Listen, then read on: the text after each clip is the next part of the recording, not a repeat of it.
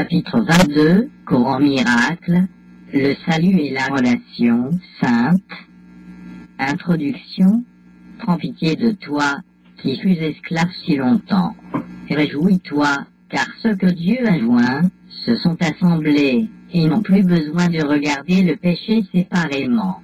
Il n'en est pas deux qui puissent regarder le péché ensemble, car jamais ils ne pourraient le voir au même endroit et au même moment.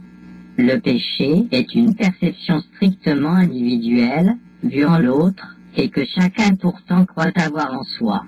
Et il semble que chacun fasse une erreur différente, une erreur que l'autre ne peut comprendre. Frère, c'est la même, faite par le même, et pardonnée pour son faiseur de la même façon. La sainteté de ta relation te pardonne et pardonne à ton frère, défaisant les effets de ce que vous avez tous deux cru et vu. Et avec leur disparition, disparaît aussi le besoin de péché. Qui a besoin du péché? Seuls les solitaires et les esselés qui voient leurs frères différents d'eux-mêmes. C'est cette différence, vue mais non réelle, qui fait que le besoin de péché, non réel mais vu, semble être justifié.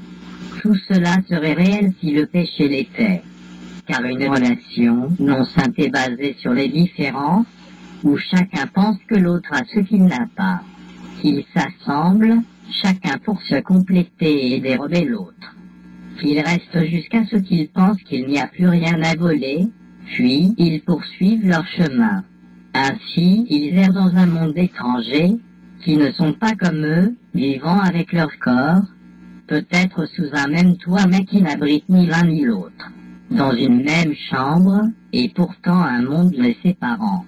Une relation sainte part d'une prémisse différente. Chacun a regardé au-dedans et n'a vu aucun manque. Acceptant sa complétude, il voudrait l'étendre en se joignant à un autre, entier comme lui. Il ne voit pas de différence entre les choix, car les différences ne sont que du corps. Par conséquent, il ne voit rien qu'il voudrait prendre. Il ne nie pas sa propre réalité, parce qu'elle est la vérité. Il se tient juste au-dessous du ciel, mais assez proche pour ne pas retourner sur terre. Car cette relation a la sainteté du ciel. Une relation qui ressemble tant au ciel peut-elle être bien loin de chez elle? Pense à ce qu'une relation sainte peut enseigner. Ici la croyance dans les différences est défaite. Ici la foi dans les différences est tournée vers l'identique. Et ici la vue des différences est transformée en vision. La raison peut maintenant vous conduire, toi et ton frère, à la conclusion logique de votre union. Elle doit s'étendre, comme tu l'as fait quand tu t'es joint à lui. Elle doit aller au-delà d'elle-même, comme tu es allé au-delà du corps, pour que toi et ton frère soyez joints. Et maintenant l'identité que tu as vue s'étend et finalement enlève tout sens des différences, de sorte que l'identité sous-jacente à elle toute devient apparente.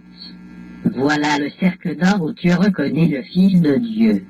Car ce qui est né dans une relation sainte ne peut jamais prendre fin.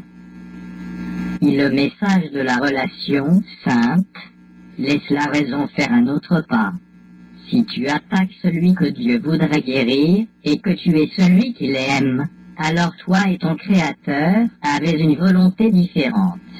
Or, si tu es sa volonté, ce que tu dois croire alors, c'est que tu n'es pas toi-même. Tu peux certes croire cela, et tu le fais. Et tu as foi en cela, dont tu vois beaucoup de preuves. Et d'où, te demandes-tu, vient ton étrange malaise, ton sentiment d'être déconnecté, et cette peur qui te hante du manque de signification en toi-même? C'est comme si tu étais entré sans le moindre plan, sauf pour en ressortir, car cela seul semble certain. Or nous avons entendu plutôt une description très ressemblante, mais ce n'était pas de toi. Quand même, cette idée étrange décrite avec tant d'exactitude, tu penses que c'est toi. La raison te dirait que le monde que tu vois par des yeux, qui ne sont pas les tiens, ne peut pas avoir de sens pour toi. À qui une telle vue pourrait-elle renvoyer ces messages? Sûrement pas à toi, dont la vue est entièrement indépendante des yeux qui regardent le monde. Si ce n'est pas ta vision, que peut-elle te montrer? Le cerveau ne peut pas interpréter ce que ta vision voit. Cela, tu le comprendrais. Le cerveau interprète pour le corps, dont il fait partie. Mais ce qu'il dit, tu ne peux pas le comprendre. Or, tu l'as écouté. Et longtemps, tu t'es efforcé de comprendre ces messages. Tu ne t'es pas rendu compte qu'il est impossible de comprendre ce qui manque entièrement de t'atteindre. Tu n'as reçu aucun message que tu comprennes. Car tu as écouté ce qui ne peut jamais communiquer. Pense, donc, à ce qui se passe. Niant ce que tu es, et croyant fermement que tu es autre chose. Cette autre chose que tu as faite pour être toi devient ta vue. Or ce doit être elle, autre chose, qui voit et qui, n'étant pas toi, t'explique sa vue. Ta vision, bien sûr, rendrait cela tout à fait non nécessaire. Mais si tu as les yeux fermés, et si tu as fait appel à cette chose pour te conduire, lui demandant de t'expliquer le monde qu'elle voit, tu n'as aucune raison de ne pas écouter, ni de soupçonner que ce qu'elle te dit n'est pas vrai. La raison te dirait que ce ne peut pas être vrai parce que tu ne le comprends pas. Dieu n'a pas de secret. Il ne te conduit pas à travers un monde de misère, attendant pour te dire, à la fin du voyage, pourquoi il t'a fait cela. Qu'est-ce qui pourrait être caché à la volonté de Dieu? Tu crois pourtant que tu as des secrets. Que pourraient être tes secrets, sinon une autre volonté, qui t'est propre, à part de la sienne? La raison te dirait que cela n'est pas un secret qu'il ait besoin de cacher comme un péché. Mais une erreur, certes, ne laisse pas ta peur du péché le protéger de la correction, car l'attraction de la culpabilité n'est que de la peur. Voilà la seule émotion que tu aies faite, quoi qu'elle puisse sembler être. C'est l'émotion du secret, des pensées privées et du corps. C'est cette seule émotion qui s'oppose à l'amour et qui conduit toujours à la vue de différence et à la perte de l'identique.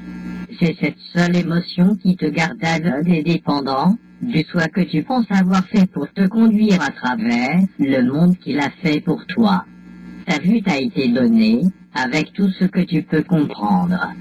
Tu ne percevras aucune difficulté à comprendre ce que cette vision te dit, car chacun voit uniquement ce qu'il pense être. Et ce que ta vue te montre, tu le comprendras parce que c'est la vérité. Seule ta vision peut te transmettre ce que tu peux voir. Elle t'atteint directement, sans qu'il soit besoin de l'interpréter pour toi. Ce qui a besoin d'interprétation doit être étranger.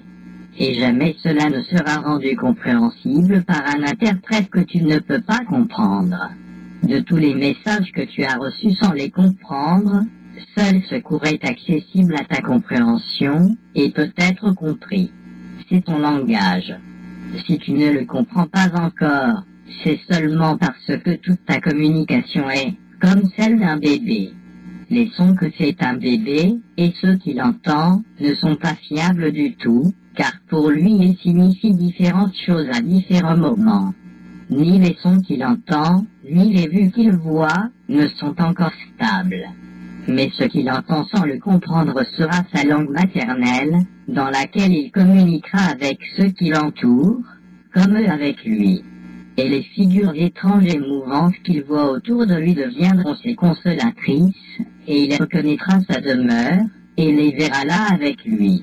Ainsi dans chaque relation sainte, renaît l'aptitude à communiquer au lieu de séparer. Or une relation sainte, qui elle-même vient à peine de renaître d'une relation non sainte, et qui pourtant est plus ancienne que la vieille illusion qu'elle a remplacée, et maintenant comme un bébé en sa renaissance.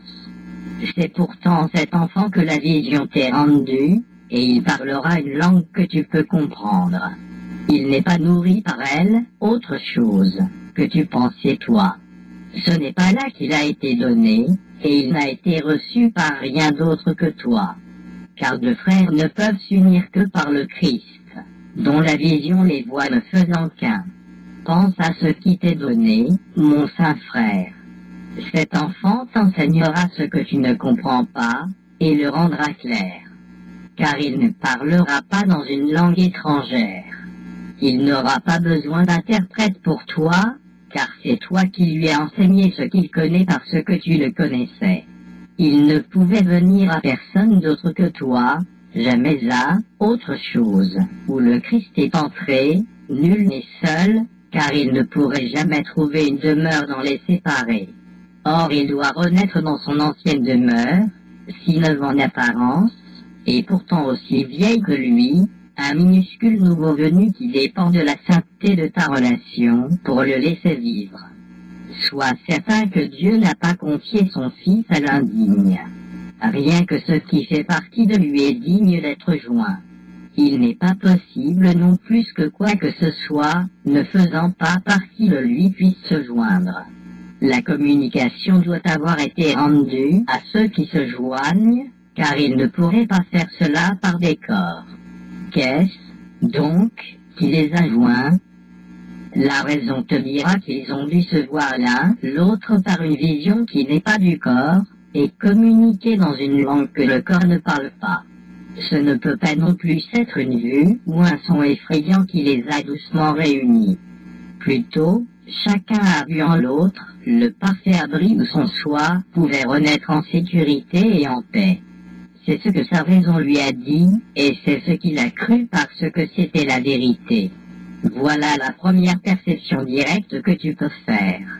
Tu l'as fait par une prise de conscience plus vieille que la perception et qui pourtant renaît en un seul instant. Car qu'est-ce que le temps pour ce qui a toujours été? Pense à ce qu'a apporté cet instant, la reconnaissance que elle, autre chose, que tu pensais toi est une illusion. Et la vérité est venue instantanément pour te montrer où doit être ton soi. C'est le déni des illusions qui fait appel à la vérité, car nier les illusions, c'est reconnaître que la peur est insignifiante. Dans la sainte demeure où la peur est impuissante, l'amour entre avec gratitude, reconnaissant de ce qu'il ne fait qu'un avec vous qui vous êtes joints pour le laisser entrer. Le Christ vient à ce qui est pareil à lui, au même et non différent, car il est toujours attiré vers lui-même.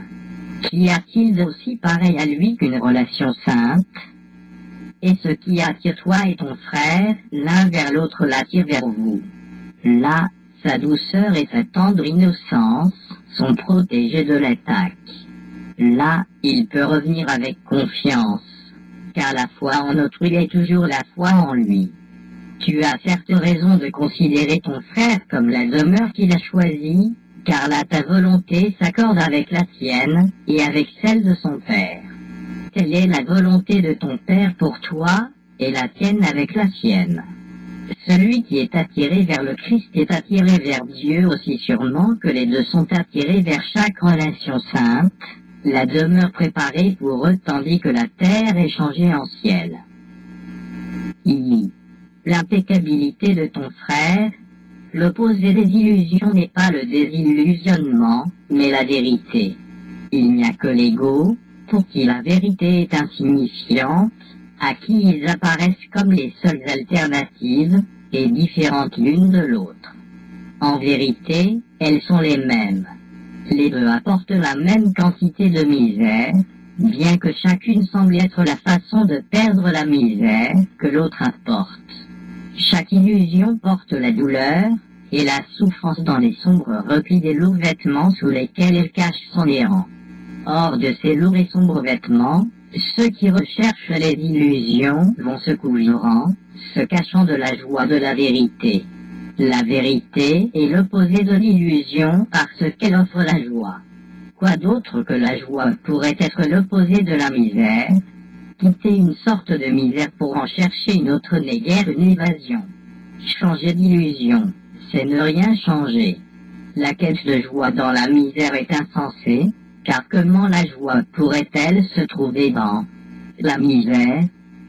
La seule chose possible dans le sombre monde de la misère, c'est d'en sélectionner quelques aspects considérés comme différents, et de définir cette différence comme la joie. Or, percevoir une différence où il n'y en a pas, il est sûr que cela ne fera pas de différence. Les illusions n'apportent que culpabilité et souffrance, maladie et mort, à ceux qui croient en elles. La forme sous laquelle elles sont acceptées n'a aucun rapport. Nulle forme de misère aux yeux de la raison ne peut être confondue avec la joie. La joie est éternelle. Tu peux certes être sûr que tout semblant de bonheur qui ne dure pas est réellement de la peur. La joie ne tourne pas en chagrin, car l'éternel ne peut pas changer. Mais le chagrin peut être tourné en joie, car le temps fait place à l'éternel. Seul l'intemporel doit rester inchangé, mais tout dans le temps peut changer avec le temps. Or, pour que le changement soit réel, et non imaginaire, les illusions doivent faire place à la vérité et non à d'autres rêves qui sont également irréels. Cela n'est pas une différence.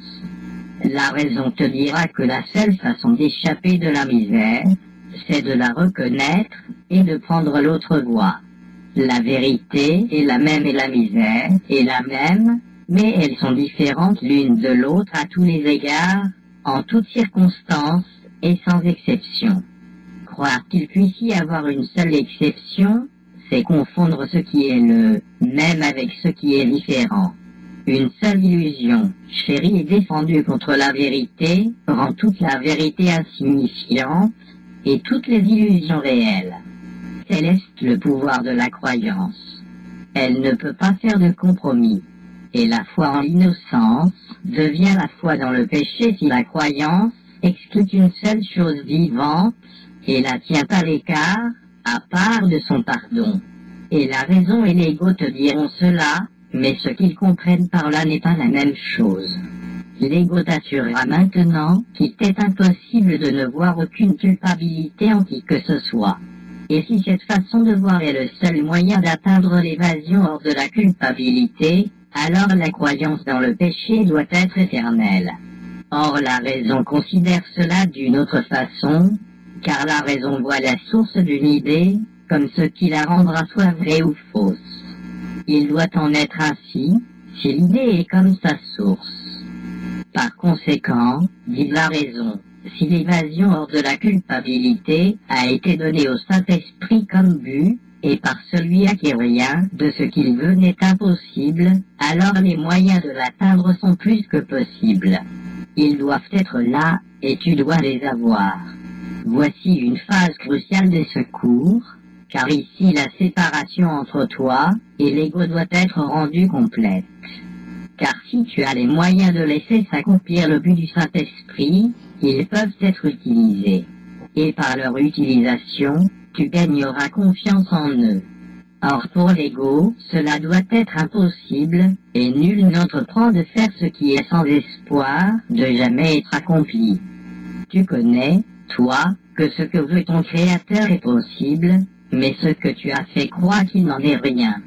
Maintenant, tu dois choisir entre toi-même et une illusion de toi-même. L'un ou l'autre, pas les deux.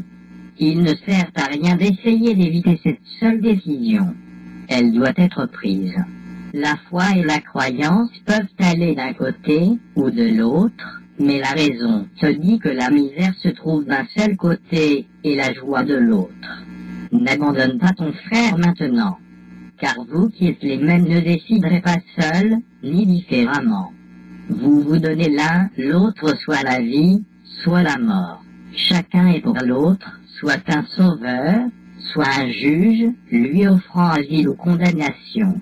Ce cours sera cru entièrement ou pas du tout, car il est entièrement vrai ou entièrement faux, et il ne peut être cru partiellement. Et tu échapperas de la misère entièrement ou pas du tout. La raison te dira qu'il n'y a pas d'entre-deux où tu puisses t'arrêter incertainement en attendant de choisir entre la joie du ciel et la misère de l'enfer. Tant que tu n'as pas choisi le ciel, tu es dans l'enfer et la misère. Il n'y a aucune partie du ciel que tu puisses prendre pour en tisser des illusions. Il n'y a pas non plus une seule illusion avec laquelle tu puisses entrer au ciel. Un sauveur ne peut pas être un juge, ni la miséricorde, une condamnation. et la vision ne peut damner, mais seulement bénir. Celui dont la fonction est de sauver, sauvera. Comment il le fera, cela est au-delà de ton entendement, mais c'est toi qui dois choisir quand. Car c'est toi qui as fait le temps, et tu peux commander au temps. Tu n'es pas plus l'esclave du temps que du monde que tu as fait. Regardons de plus près toute illusion, voulant que ce que tu as fait ait le pouvoir d'asservir son faiseur. C'est la même croyance qui a causé la séparation. C'est l'idée insignifiante que les pensées peuvent quitter l'esprit du penseur, en être différentes et s'y opposer. Si cela était vrai, les pensées ne seraient pas les extensions de l'esprit, mais ses ennemis. Et ici, nous voyons encore une autre forme de la même illusion fondamentale que nous avons déjà vue maintes fois. S'il était possible que le Fils de Dieu puisse quitter l'esprit de son Père, se rendre différent et s'opposer à sa volonté, alors seulement il serait possible que le soi qu'il a fait et tout ce que celui-ci a fait soit son maître.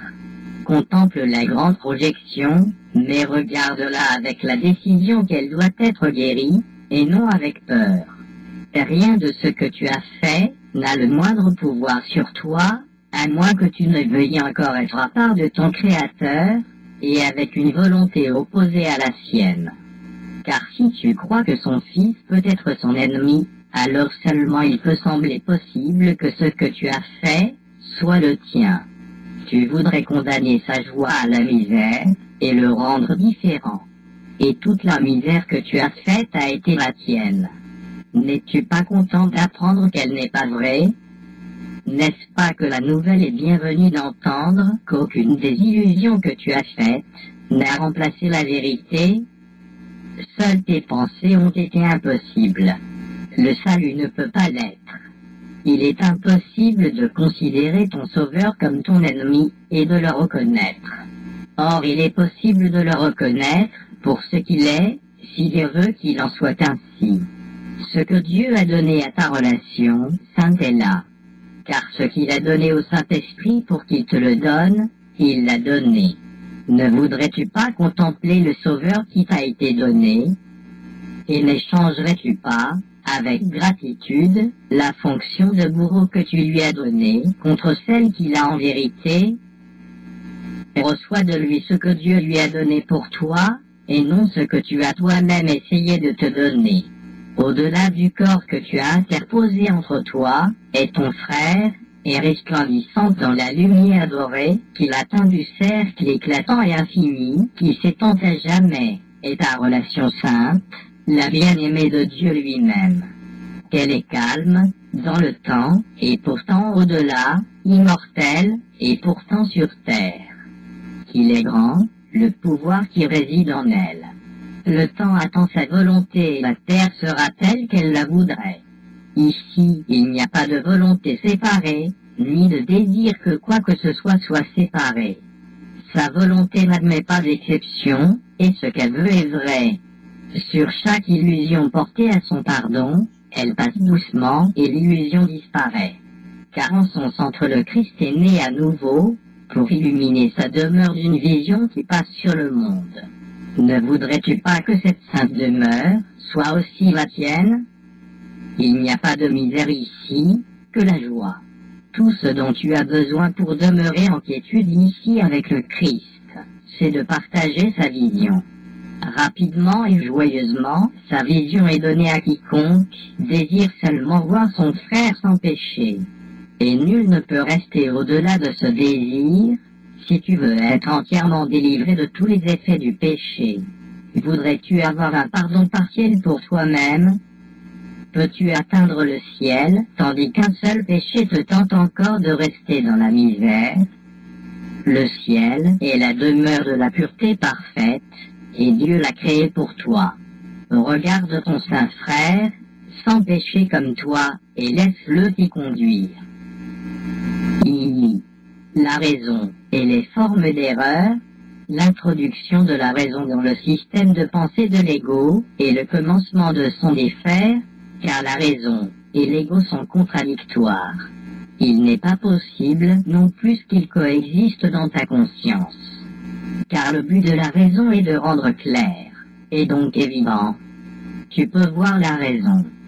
Ce n'est pas une façon de parler, car là est le commencement d'une vision qui a une signification. La vision est sens, littéralement. Si ce n'est pas la vue du corps, elle doit être comprise. Car elle est claire, et ce qui est évident n'est pas ambigu. Elle peut être comprise.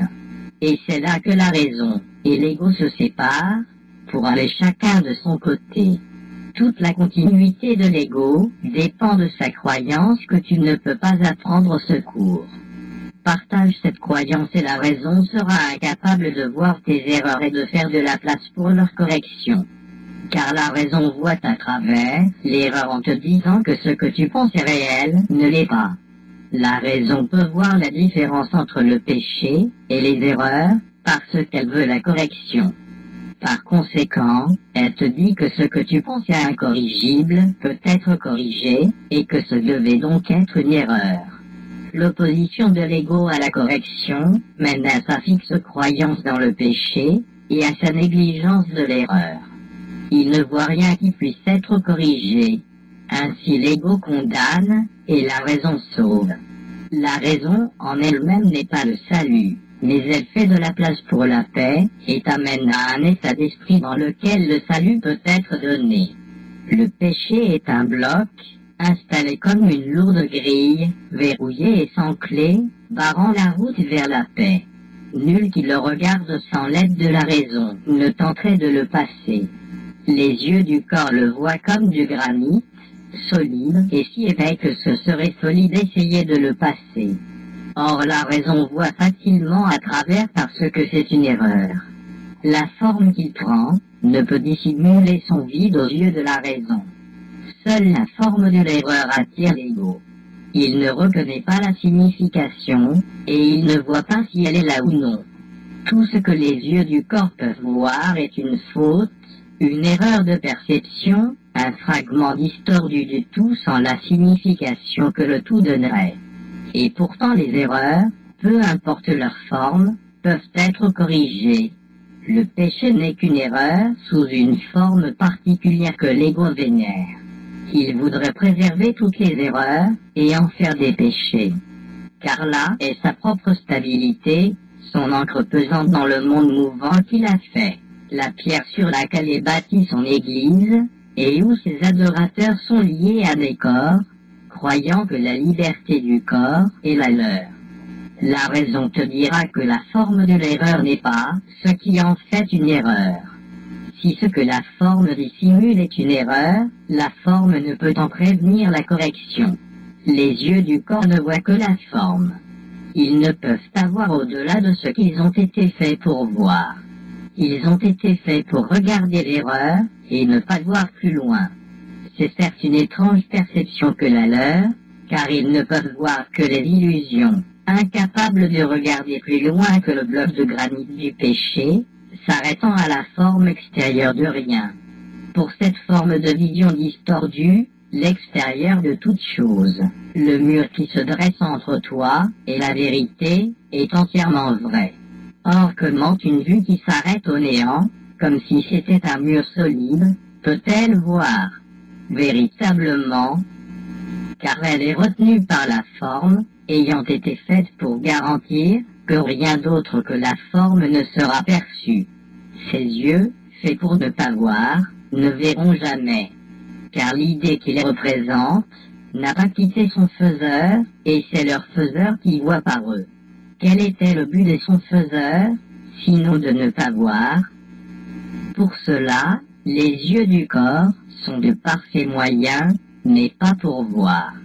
Vois comme les yeux du corps se posent sur l'extérieur des choses sans pouvoir aller au-delà. Regarde comme ils s'arrêtent au néant, incapables d'aller par-delà la forme jusqu'à la signification. Rien d'aussi aveuglant que la perception de la forme. Car la vue de la forme signifie que la compréhension a été obscurcie. Seules les erreurs ont des formes différentes, et c'est ainsi qu'elles peuvent tromper. Tu peux changer la forme parce qu'elle n'est pas vraie. Elle ne pourrait pas être la réalité parce qu'elle peut être changée. La raison te dira que si la forme n'est pas la réalité, elle doit être une illusion, et elle ne peut être vue. Et si tu la vois, tu dois faire erreur, car tu vois ce qui ne peut pas être réel, comme si ce l'était. Ce qui ne peut voir au-delà de ce qui n'est pas là, doit être une perception distordue, et doit percevoir les illusions comme étant la vérité. Pourrait-elle, donc, reconnaître la vérité? Ne laisse pas la forme de ses erreurs te garder loin de celui dont la sainteté est tienne. Ne laisse pas la vision de sa sainteté, dont la vue te montrerait ton pardon, t'être caché par ce que les yeux du corps peuvent voir. Ne laisse pas la conscience que tu as de ton frère être bloquée par ta perception de ses péchés et de son corps. Qu'y a-t-il en lui que tu voudrais attaquer, sinon ce que tu associes à son corps, que tu crois capable de pécher? Au-delà de ses erreurs et sa sainteté est ton salut. Tu ne lui as pas donné sa sainteté, mais tu as tenté de voir tes péchés en lui pour te sauver toi-même. Et pourtant, sa sainteté est ton pardon. Peux-tu être sauvé en rendant pécheur celui dont la sainteté est ton salut? Une relation sainte, même née tout récemment, doit estimer la sainteté par-dessus tout. Des valeurs non saintes produiront la confusion et dans la conscience. Dans une relation non sainte, chacun est estimé par ce qu'il semble justifier le péché de l'autre. Chacun voit dans l'autre ce qui le pousse à pécher contre sa volonté.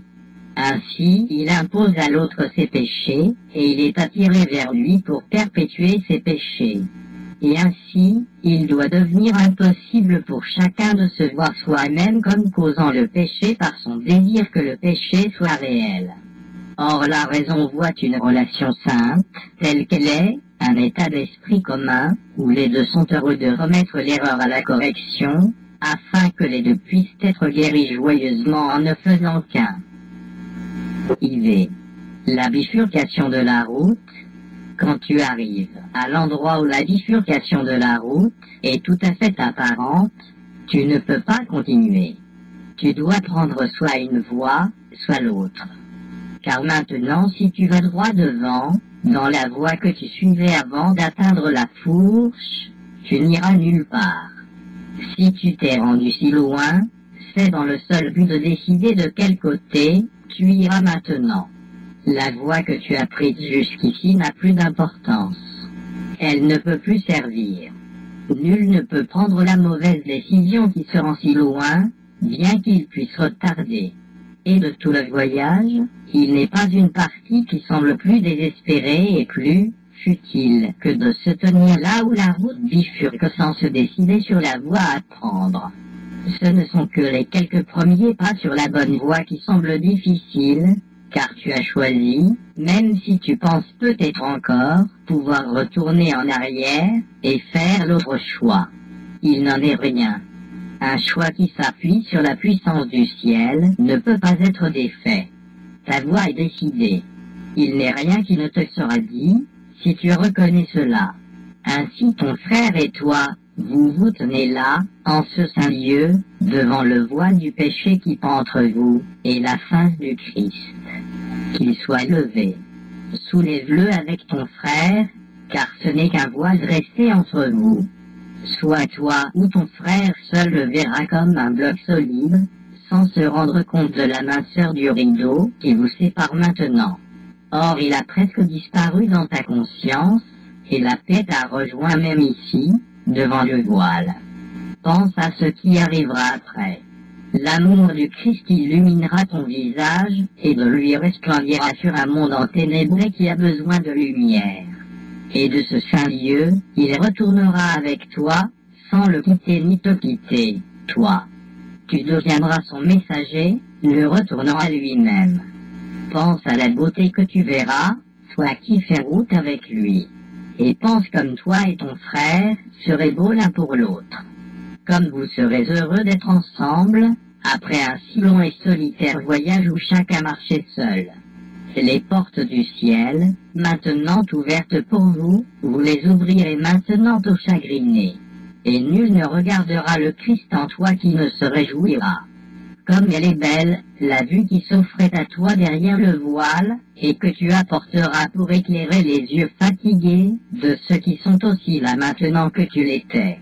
Comme ils seront reconnaissants de te voir venir parmi eux, offrant le pardon du Christ pour dissiper leur foi dans le péché. Chaque erreur que vous faites, toi et ton frère, l'autre l'aura doucement corrigée, car à ses yeux, ta beauté est son salut, qu'il voudrait protéger du nuisible.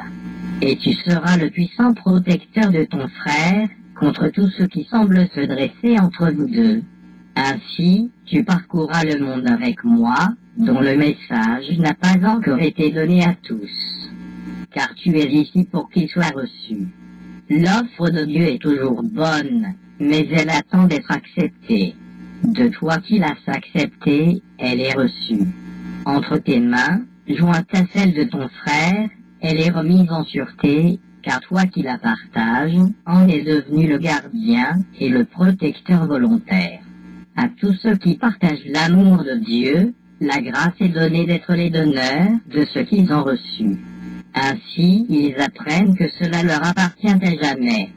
Toutes les barrières disparaissent devant leur venue, comme chaque obstacle a finalement été surmonté qui auparavant semblait se dresser et leur bloquer le chemin. Ce voile que toi et ton frère levez ensemble, ce n'est pas qu'à vous qu'il ouvre la voie vers la vérité. Ceux qui voudraient laisser les illusions être levées de leur esprit sont les sauveurs de ce monde, qui parcourent le monde avec leur Rédempteur et portent son message d'espoir, de liberté et de délivrance de la souffrance à quiconque a besoin d'un miracle pour être sauvé. Comme il est facile d'offrir ce miracle à chacun, nul ne pourrait trouver cela difficile qu'il a reçu pour lui-même. Car en le recevant, il a appris qu'il n'était pas donné à lui seul. Telle est la fonction d'une relation sainte, recevoir ensemble et donner, comme vous avez reçu. Devant le voile, cela semble encore difficile. Mets ta main, jointe à celle de ton frère, et touche ce bloc qui semble si lourd, et tu apprendras avec quelle facilité tes doigts glissent au travers de ce néant. Ce n'est pas un mur solide. Seule une illusion se dresse entre toi et ton frère, et le saint, soit que vous partagez ensemble. Des faiblesses et défensives. Comment vainc-on les illusions? Sûrement pas par la force ou la colère, ni en s'y opposant de quelque façon que ce soit.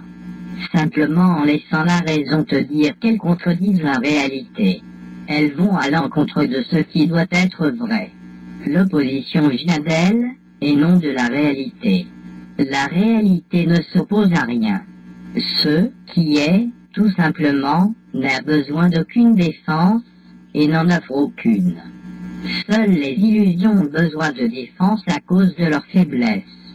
Et comment peut-il être difficile de suivre la voie de la vérité quand seule la faiblesse interfère? C'est toi qui es fort dans ce semblant de conflit, et tu n'as pas besoin de défense. Tout ce qui a besoin de défense, tu n'en veux pas, car n'importe quoi qui a besoin de défense t'affaiblira. Considère pourquoi l'ego veut des défenses. Toujours pour justifier ce qui va à l'encontre de la vérité, défie la raison et n'a aucun sens. Cela peut-il être justifié? Cela peut-il être autre chose qu'une invitation à l'insanité pour te sauver de la vérité? Et de quoi voudrais-tu être sauvé, sinon de ce dont tu as peur? La croyance dans le péché a besoin de grandes défenses et a un coût énorme. Tout ce que t'offre le Saint-Esprit, il faut en défendre et le sacrifier. Car le péché est un bloc taillé dans ta paix et posé entre toi et son retour. Or, comment la paix peut-elle être si fragmentée? Elle est encore entière et rien ne lui a été pris. Vois comme les moyens et les matériaux des rêves mauvais ne sont rien. En vérité, toi et ton frère vous tenez ensemble, sans rien entre les deux. Dieu vous tient la main, et que peut séparer ceux qu'il a joints, ne faisant qu'un avec lui? C'est contre ton père que tu voudrais te défendre. Or, il reste impossible d'exclure l'amour. Dieu repose avec toi dans la quiétude, non défendu et entièrement non défendant, car dans ce seul état de quiétude sont la force et le pouvoir. Ici nulle faiblesse ne peut entrer, car ici il n'y a pas d'attaque et donc pas d'illusion. L'amour repose dans la certitude. Seule l'incertitude peut être défensive. Et toute incertitude est doute sur toi-même. Comme la peur est faible, comme elle est petite et insignifiante, comme elle est insignifiante devant la force chiette de ce que l'amour a joint. Voilà ton ennemi, une souris effrayée qui voudrait attaquer l'univers. Quelles sont ses chances de succès? Peut-il être difficile de faire fi de ces faibles couinements qui disent son omnipotence et voudraient noyer l'hymne à la louange de son Créateur que tous les cœurs dans l'univers chantent à jamais d'une seule voix? Lequel est le plus fort? Cette minuscule souris ou tout ce que Dieu a créé? Ce n'est pas par cette souris que vous êtes joints, toi et ton frère, mais par la volonté de Dieu. Et une souris peut-elle trahir ce que Dieu a joint? Si seulement tu reconnaissais, comme c'est peu de choses qui se dressent entre toi, et la conscience de ton union avec ton frère. Ne te laisse pas tromper par l'illusion qu'il donne de taille et d'épaisseur, de poids, de solidité et de fermeté de fondement. Oui, aux yeux du corps, cela ressemble à un énorme corps solide, aussi inamovible qu'une montagne. Or au-dedans de toi est une force à laquelle aucune illusion ne peut résister. Ce corps n'est inamovible qu'en apparence, cette force est irrésistible en vérité. Que doit-il donc arriver lorsqu'ils se rencontrent? Est-ce que l'illusion d'inamovibilité peut longtemps être défendue contre ce qui a tranquillement passé au travers et au-delà? N'oublie pas, quand tu sens le besoin surgir d'être sur la défensive à n'importe quel sujet, tu t'es identifié toi-même à une illusion. Et tu sens par conséquent que tu es faible parce que tu es seul. Céleste, le coup de toutes les illusions. Il n'en est pas une qui ne repose sur la croyance que tu es séparé. Pas une qui ne semble se dresser, pesante, solide et inamovible, entre toi et ton frère. Et pas une sur laquelle la vérité ne puisse passer légèrement et si facilement que tu dois être convaincu, malgré ce que tu pensais qu'elle était, qu'elle n'est rien. Si tu pardonnes à ton frère, c'est ce qui doit arriver. Car c'est ton désir de passer sur ce qui semble se dresser entre toi et ton frère qui le fait paraître impénétrable et défend l'illusion de son inamovibilité. Vie. La lumière de la relation sainte, veux-tu la liberté du corps ou de l'esprit? Car tu ne peux pas avoir les deux. Laquelle estimes-tu? Laquelle est ton but? Car tu vois l'une comme un moyen et l'autre une fin. Et l'une doit servir à l'autre et lui donner prédominance, augmentant son importance en diminuant la sienne propre. Les moyens servent la fin et lorsque la fin est atteinte, la valeur des moyens décroît jusqu'à ce qu'ils soient entièrement éclipsés lorsqu'ils sont reconnus comme n'ayant plus de fonction. Il n'en est pas un qui n'ait soif de liberté et n'essaie de la trouver. Or il la cherchera là où il croit qu'elle est et qu'elle peut être trouvée. Il la croira possible de l'esprit ou du corps, et de l'autre, il fera un moyen servant à atteindre son choix. Où la liberté du corps a été choisie, l'esprit est utilisé comme moyen dont la valeur réside dans son aptitude à trouver les manières d'atteindre la liberté du corps. Or la liberté du corps est sans signification, ainsi l'esprit est-il voué au service des illusions. C'est une situation si contradictoire et si impossible que quiconque choisit cela n'a aucune idée de ce qui a de la valeur. Or, même dans cette confusion, si profonde qu'elle ne peut être décrite, le Saint-Esprit attend avec une douce patience, aussi certain du résultat qu'il est sûr de l'amour de son Créateur. Il connaît que celui qui a pris cette folle décision est aussi cher à son Créateur que l'amour l'est à lui-même. Ne sois pas du tout troublé de penser comment il peut changer si facilement les rôles de moyens et de fins dans ce que Dieu aime et voudrait libre à jamais. Mais sois plutôt reconnaissant de pouvoir être un moyen servant à sa fin. C'est le seul service qui conduise à la liberté. Pour servir à cette fin, le corps doit être perçu comme étant sans péché, parce que le but est l'impeccabilité. L'absence de contradiction rend la douce transition de moyen à fin aussi facile que le passage de la haine à la gratitude aux yeux qui pardonnent. Tu seras sanctifié par ton frère, n'utilisant ton corps que pour servir ceux qui sont sans péché. Et il te sera impossible de haïr ce qui sert à ceux que tu voudrais guérir. Cette relation sainte, qui est belle en son innocence, puissante en sa force, et flamboie d'une lumière bien plus brillante que le soleil qui éclaire le ciel que tu vois, est choisie de ton Père comme moyen pour son propre plan. Sois reconnaissant qu'elle ne serve pas du tout au tien. Rien ne lui est confié qui puisse être mal utilisé, et rien ne lui est donné qui ne sera utilisé. Cette relation sainte a le pouvoir de guérir toute douleur, quelle qu'en soit la forme. Ni toi ni ton frère ne pouvez servir seul. La guérison réside uniquement dans votre volonté conjointe. Car là est ta guérison, et là tu accepteras l'expiation. Et dans ta guérison, la fidélité est guérie parce que ta volonté et celle de ton frère sont jointes. Devant une relation sainte, il n'y a pas de péché. La forme de l'erreur n'est plus vue, et la raison, jointe à l'amour, regarde tranquillement toute confusion en remarquant simplement, c'était une erreur. Et alors la même expiation que tu as acceptée dans ta relation, corrige l'erreur et dépose à sa place une partie du ciel. Comme tu es béni, toi qui as laissé ce don être donné. Chaque partie du ciel que tu apportes t'est donnée. Et chaque place vide dans le ciel que tu remplis à nouveau de l'éternelle lumière que tu apportes lui maintenant sur toi. Les moyens de l'impeccabilité ne peuvent pas connaître la peur parce qu'ils ne portent que l'amour avec eux. Enfant de la paix, la lumière est venue à toi. Tu ne reconnais pas la lumière que tu apportes, et pourtant tu te souviendras. Qui peut soigner à lui-même la vision qu'il apporte aux autres, et qui pourrait manquer de reconnaître un don qu'il a laissé être déposé au ciel par lui-même. Le doux service que tu rends au Saint-Esprit, c'est à toi-même que tu le rends. Toi qui es maintenant son moyen, tu dois aimer tout ce qu'il aime. Et ce que tu apportes, c'est ton souvenir de tout ce qui est éternel. Nulle trace de quoi que ce soit dans le temps ne peut rester longtemps dans un esprit qui sert l'intemporel.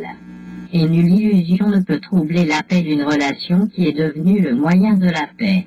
Quand tu as regardé ton frère avec un pardon complet, duquel aucune erreur n'est exclue, et rien n'est gardé caché, quelle faute peut-il y avoir ou que ce soit sur laquelle tu ne puisses passer?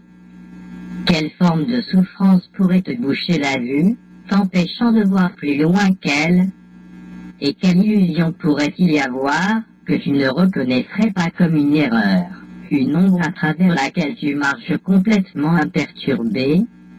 Dieu ne laisserait rien interférer avec ceux dont la volonté est sienne, et ils reconnaîtront que leur volonté est sienne, parce qu'ils servent sa volonté, et la servent de plein gré.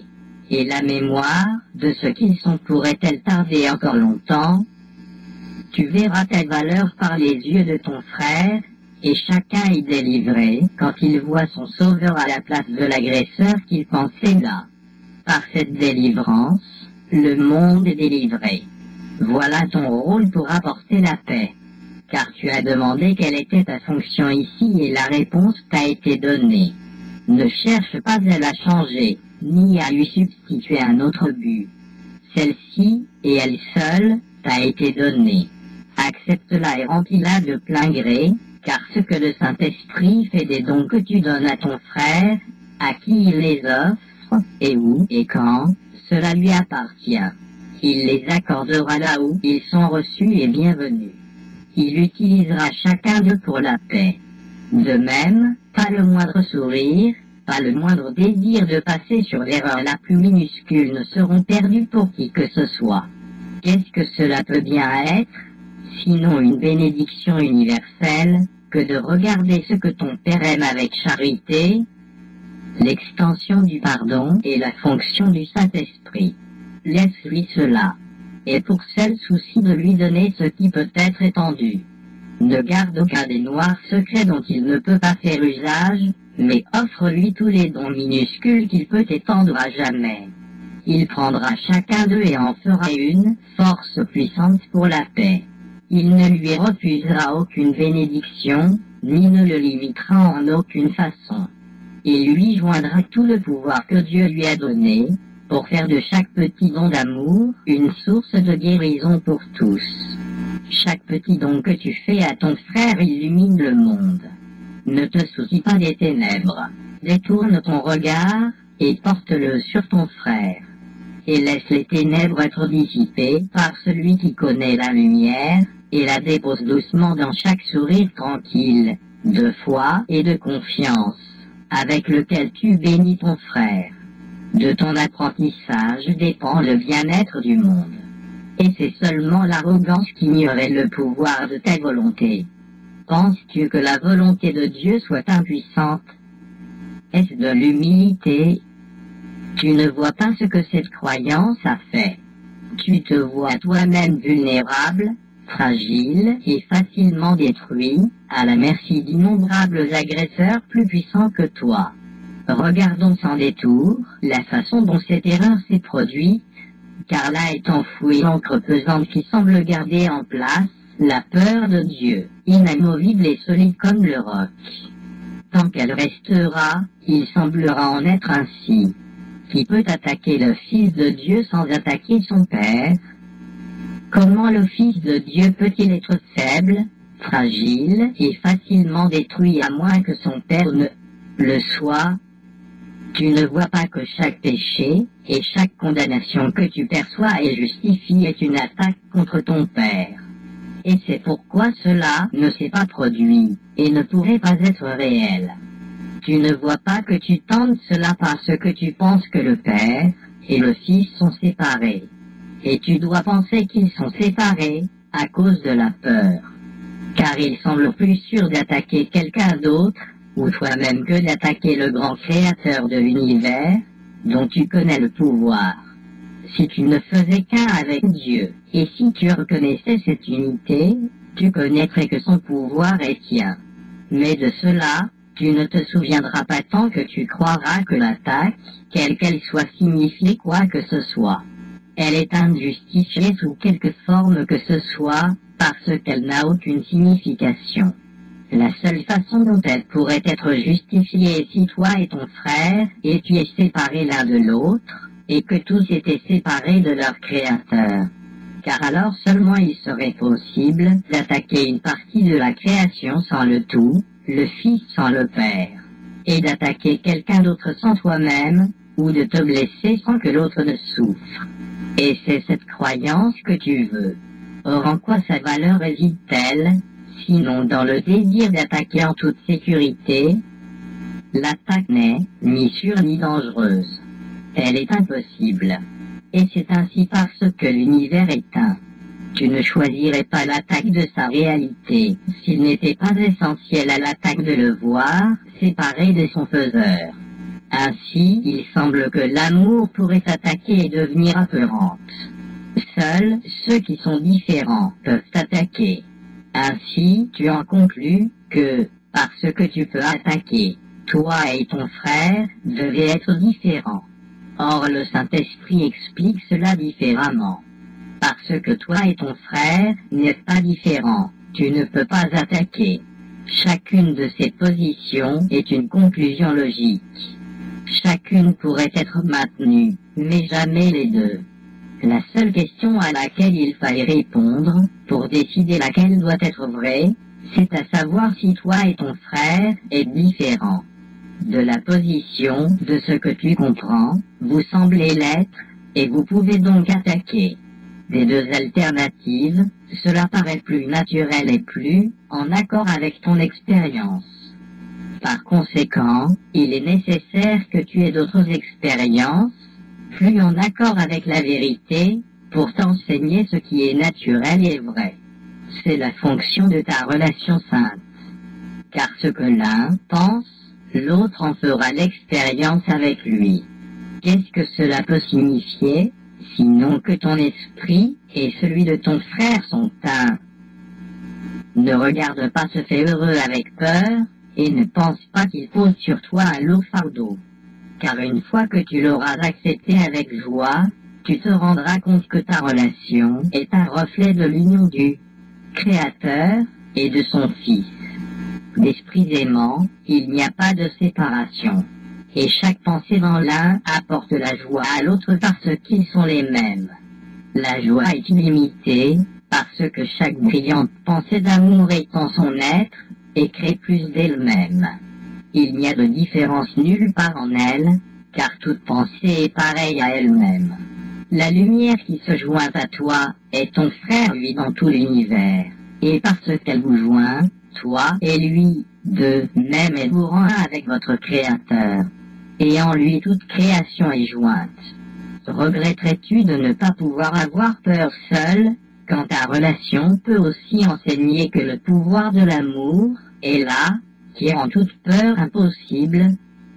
Ne tente pas de garder un peu de l'ego avec ce don, car il t'a été donné pour être utilisé, et non obscurci. Ce qui t'enseigne que tu ne peux pas te séparer ni l'ego. Laisse la vérité décider si toi et ton frère êtes différents ou les mêmes, et t'enseigner lequel est vrai.